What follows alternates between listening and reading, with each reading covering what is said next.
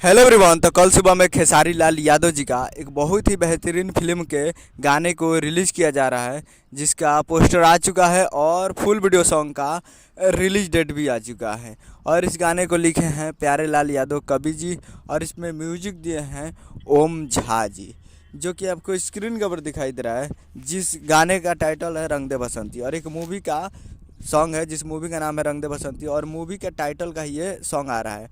तो title song आ रहा है, तो बहुत ही बेहतरीन होने वाला है। और वीडियो में है खेसारी लाल यादव जी। तो आप लोग तैयार रहिएगा। Full video song releasing on 13 मार्च 2024 को सुबह 6:30 AM पे ये फुल वीडियो सॉन्ग को रिलीज़ किया जाएगा। यानी कल सुबह में इस फुल वीडियो सॉन्ग को रिलीज़ किया जाएगा 13 तारीख को सुबह 6:30 पे। तो आप लोग तैयार रहिएगा फुल वीडियो सॉन्ग को देखने के लिए। और इस गाने को गाए हैं, सिंगर है कैलाश खेर जी।